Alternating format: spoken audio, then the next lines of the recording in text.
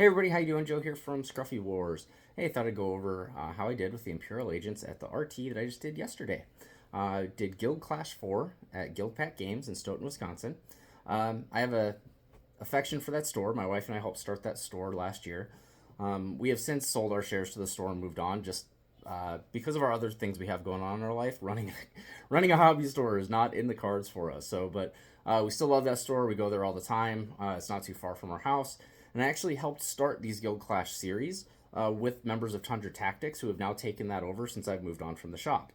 And this is the fourth RT. There's also been a GT, and I've done all of them. And so I really want to set the scene for you guys that Tundra Tactics has some of the best players in the world in their factions. And those players have won most of the RTs and the GTs. It has been absolutely incredible at the caliber of players that show up at these events. And just to put it in perspective for you, we've had a Team USA person win 2 of the events. We've had world ranked people win the other events. It's just been a really, really cool experience. And this one was no different. So I want to send a congratulations to Nemo, who's Wesley St. Hines. He is one of the top ranked Astra Militarum players in the world. And he just won the Milwaukee GT a couple weeks ago, and he won this RT with almost a perfect score. He had a very, very dominant performance with Bridgehead. He is a fantastic player and just really awesome. This event was a lot of fun. It started with 24 players, and then quite a few people dropped till we got to 20, and then another person dropped. We were at 19. One of the store owners had hopped in to fill a gap, and so he ended up dropping. So there were 18 actual players for this event. And it was a lot of fun. So let's just kind of go down how my matches went and what happened. So first up, I want to say that I did not lose every game. So that was the goal going in, was to win at least one game. So let's just kind of go through it. My first game was against Imperial Knights. And if you guys want to see my list, the last video I did was my list. That is the exact same list I ran. The only difference was at the table. Every single game, I pulled the Eversor Assassin off the list and put in the Calidus Assassin. It didn't make sense in any of these matches not to have her. And she ended up scoring me quite a few points, which is kind of what you want out of one of those units. Imperial agents don't have a lot of uppy-down stuff, and having someone like that that can do those missions is very, very valuable. I did find that didn't play a big part. She did score me some points. She did more screening than anything else in all of my games. So if you want to see my list, it's in the last video that we did. And then I'll kind of share with you the strengths of that list and some of the weaknesses of that list. So my first game was into Imperial Knights and the Noble Lance. I will tell you, going into this, there were 4 armies I did not want to face. I did not want to face Imperial Knights, Ultramarines, Eldar, or Guard. I did not want to face any of those. In this, I got to face Knights, Tau, and Ultramarines. So 3 of the 4 I didn't want to go against, I went against all of them, minus the Eldar. So in this first one with Imperial Knights, he was running Canis Rex, a Knight Castellan, and then a Knight Errant. He had 3 Baby Knights, 2 Helverins, 1 Warglaive, and then he had 2 Assassins. He had his own Calidus Assassin, and he had a Vindicator Assassin, which going against my list is really, really good because I have a lot of characters.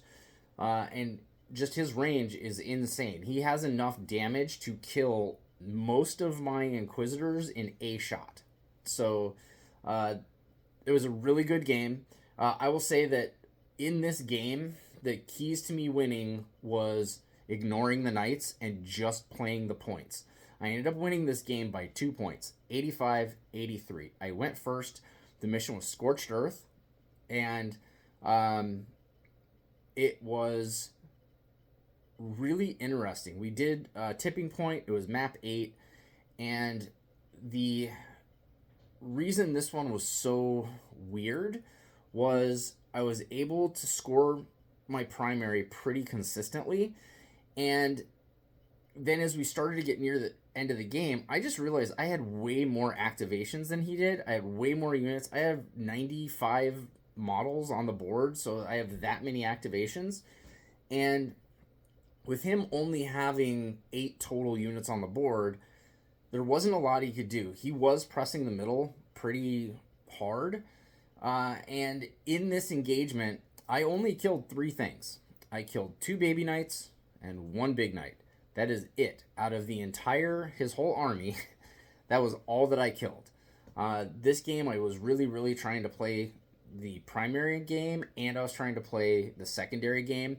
And I did that really well. And it really came down to the very last turn where he just didn't have enough to climb back to get enough points to beat me in the game. So really, really close victory, but game 1, I won 85-83 going into Big Knights. Taught me a lot about that.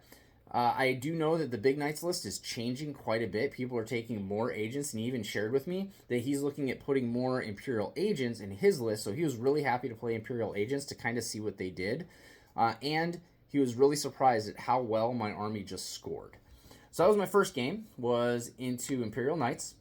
My second game was into Tau, Ret Cadre. This is probably the second worst matchup that I could have possibly asked for. I've played into Tau quite a few times. We've got some Tau players in our area, and I have played against all of the different versions. I have played against Montca, Cao Young, and Ret Cadre, and I will tell you that in my Votan list, Votan matchup with Tau is bad. It is very, very bad when they're doing Montca or Cao Young. You either have to be very patient and try to kill them later, or you have to weather the storm and kill them quick. That's it. That is it. With Ret Cadre, if I was going into Ret Cadre with more AP, this would have been a little bit different, but I wasn't, and that was a big problem. So his list was Commander Farsight. He had Commander Shadow Sun, 2 commanders, one in a Cold Star battle suit and one in an Enforcer battle suit.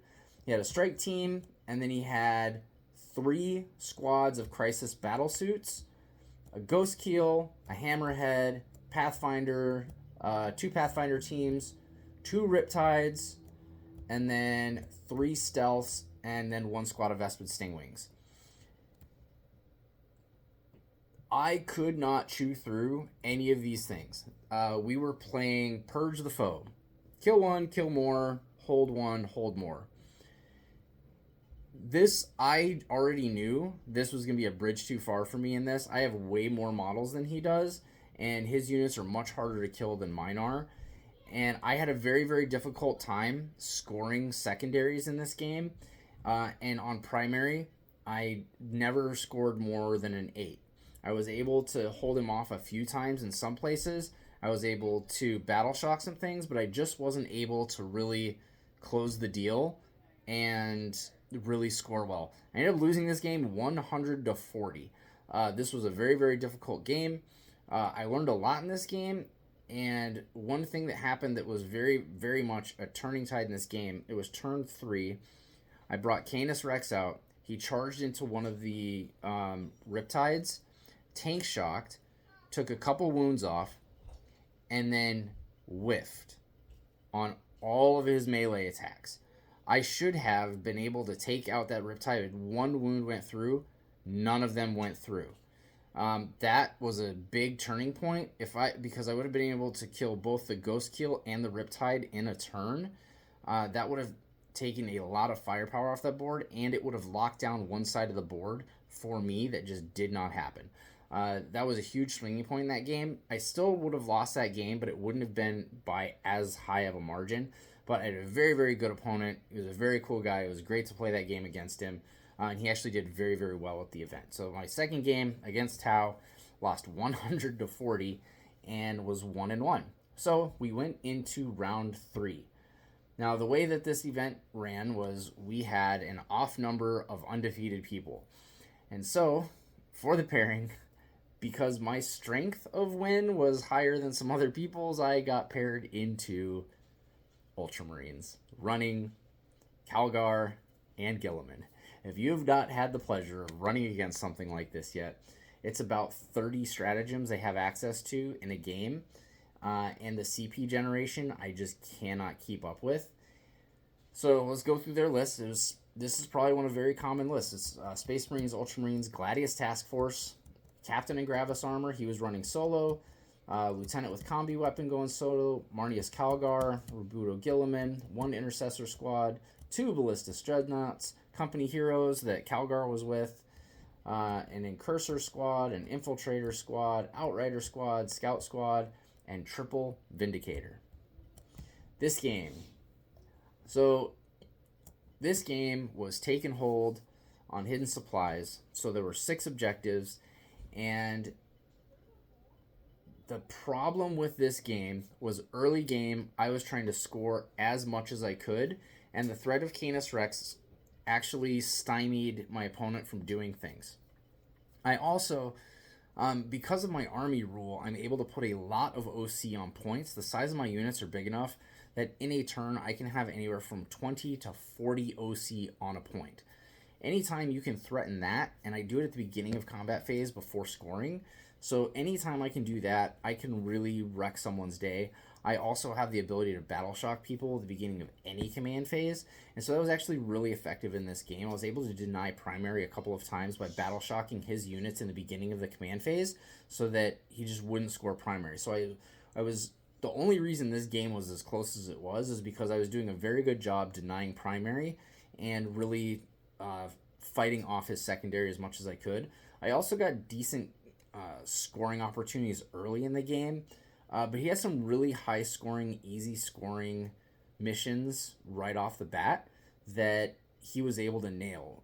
One of them, he had Cleanse and Area Denial, where he was able to bring the Combi Lieutenant out on an objective that was close to the center, was able to cleanse it. It was too far for me to overwatch, and those happened right away, so there was really no way that I could interact with that.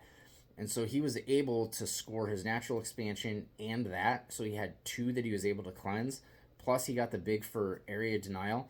That was a big swing in points on that one turn, so the utility of that character in that one instance did that. Now I was able to do the same thing with the Kalos Assassin, which was great, and I had 2 big bricks of both my Navy Breachers and my Subductors that were really locking down one side of the board. In deployment, he had really focused very heavily on one side, and I had focused kind of spread out. We were doing Search and Destroy was the deployment for this one, so my entire area was screened with my Navigator, so there was none of the deep strike shenanigans that he could do. It was just good honest, you're going to have to push. And I had enough bodies to really hold him back. Turn 4, he really pushed hard, and that's when he saved all of his army rules for turns 3, 4, and 5, which is very, very smart going into an army like mine.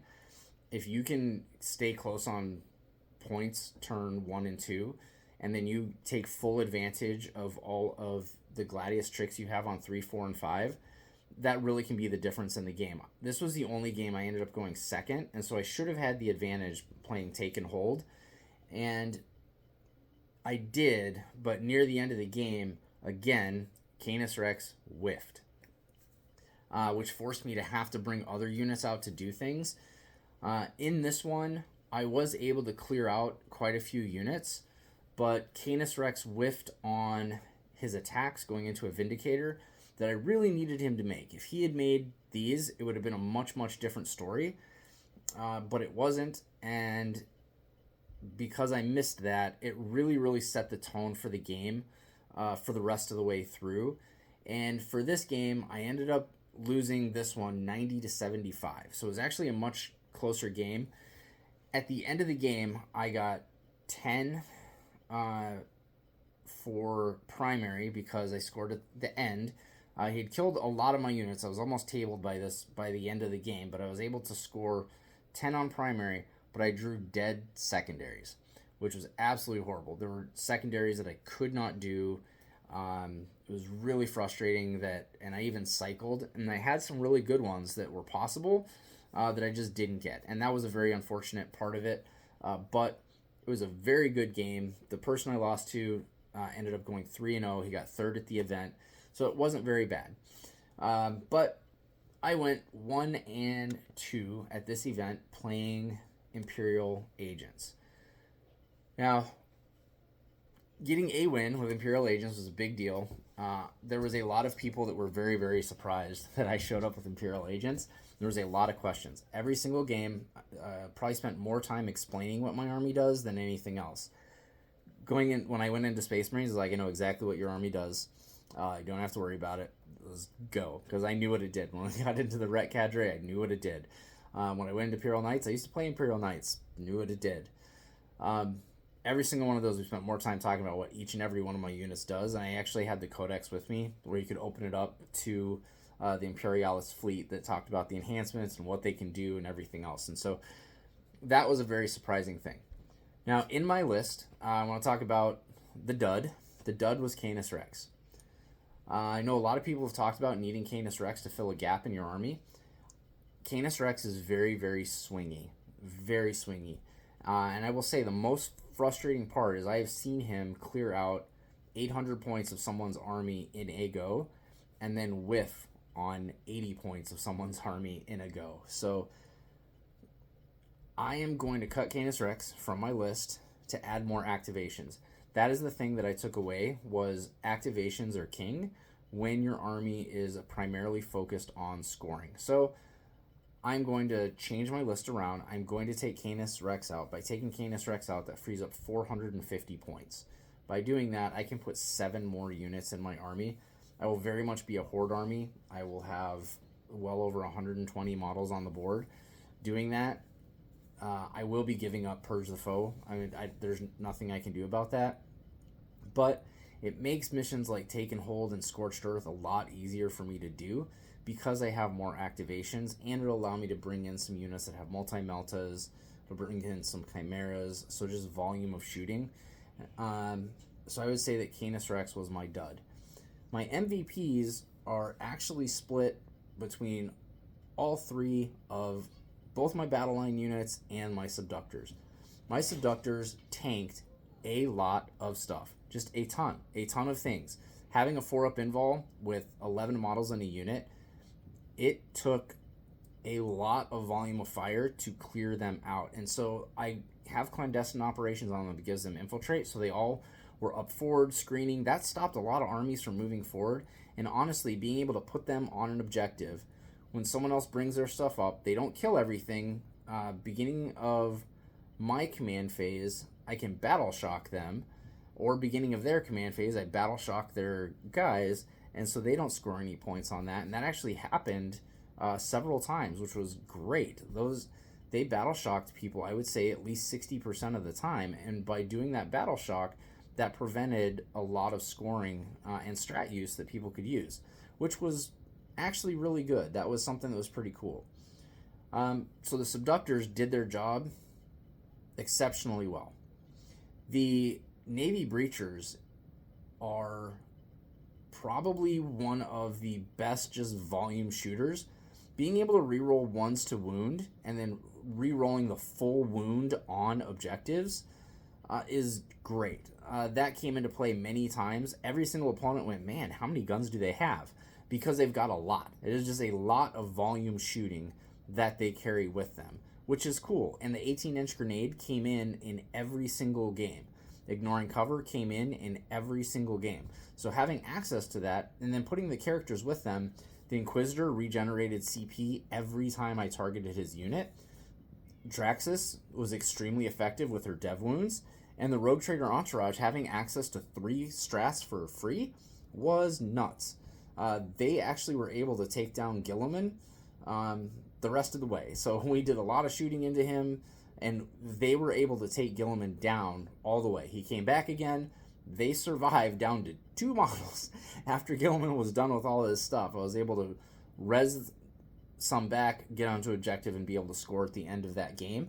That, to me, is absolutely amazing. And the Death Watch vets punched way above their weight. They are 300-point units for both of them. They demanded a lot of respect from everything, and they just, every time those Thunderhammers go, and the volume from the power weapons is absolutely bonkers.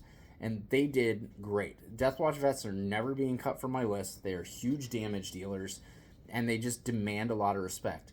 The Watchmaster giving them advanced fallback, shoot, and charge all the time, and access to a free strat was paramount in this. They move way faster than you expect them to, and their threat range kept people back. By staying back, they just weren't able to score as effectively as they wanted to. Now, the other part was the ability to screen out. My navigator did a great job screening out all of my stuff. And the funny thing was, no one wanted to waste their indirect on taking him out. He was by himself. He doesn't have lone op. He has a 4-up invul. He only has 3 wounds. He's T3. If you connect with enough volume, you will kill him. And the funny thing is, this just keeps happening over and over and over again. So the things that I've learned from this list and the things I learned from this tournament is Canis Rex is too many points to really put a lot of focus and effort into when I can bring more activations. If I have more activations, I can keep more stuff in reserves to bring in later into the game to deal with it when I need to. Bringing in 2 Chimeras with 2 Imperial agents inside of them gives me access to 2 Multi-Meltas, which are a big deal, plus volume of shooting that I would get from the Chimera, plus the toughness and the survivability. It also brings in 2 more Inquisitors. I am seeing that there's enough people that are generating more CP. I didn't think it would be an issue, so I didn't bring Kodiaz, because Kodiaz gives you access that when someone else generates a CP outside of their normal command zone, so like if they have Calgar or Shadow Sun or someone that gives them another CP, on a 2+, I get a CP also. So I'm seeing that that is just going to be a thing again. So bringing Kodiaz into my list makes sense for that. I also have Greyfax. I'm going to bring her in. Her ability to precision things down. There were several games that she has dev wounds with precision. A lot of people say she's probably the worst of all the Inquisitors. I don't know. She's 65 points. She's good against Psychers. Really didn't run into a lot of the Psychers this time, but having precision with dev wounds is a big deal. So I'm bringing them in. I'm bringing in some agents. I'm also going to bring some Voidsmen to go with the Navigator. Just give him a little bit more protection on my home field objective. He does only have 1 OC, so there's many times I was holding my home objective with 1 OC, and I actually held back Navy Breachers many times just to hold my home objective, just so I could pump up the OC, because some of these missions were so concerned about trying to remove that. In Scorched Earth, an opponent wanted to try to burn my home objective, but I had 45 OC on there, and there was no way that was going to happen. So, guys, this was my Imperial Agents list, my Imperial Agents Army. We won a game with them, so it went 1-2.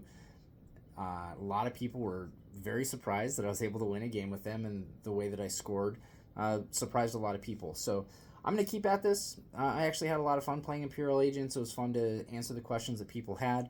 It's also fun to have an army that no one else is bringing because it stands out a little bit. It's a little bit unique. So I'm going to get to painting because I need to paint up some Imperial Agents, the Agent Squad. I have Chimeras that are already painted, but got some painting to do and get ready for the next GT. It should be next month after next, so it'd be in May. That is the next one. I'm going to tune this list up, get some practice games in. We're going to take Agents again to the next RT and see if we can peel off another win. So, guys, thank you so much for watching.